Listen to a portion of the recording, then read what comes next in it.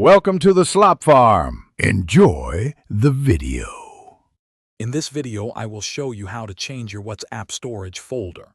WhatsApp media, including photos and videos, often takes up a lot of internal storage on your device. Freeing up this space can significantly improve your phone's overall speed and efficiency. We will guide you through managing your media download settings and understanding options for file relocation. This process helps keep your phone running smoothly and prevent storage warnings. To begin, simply open your WhatsApp application on your smartphone.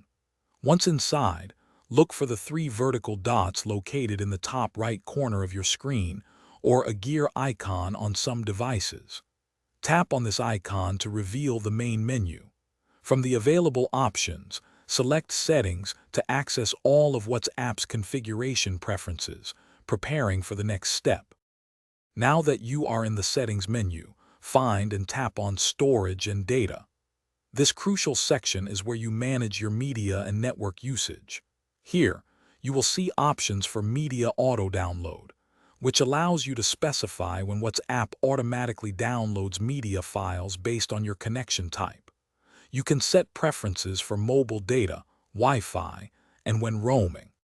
Within the Media Auto Download section, you can select or deselect specific media types, such as photos, audio, videos, or documents. To save valuable internal storage, consider disabling automatic downloads for these categories, especially when using mobile data. This setting ensures that new media will not automatically fill up your device's memory without your explicit permission, offering greater control over your files.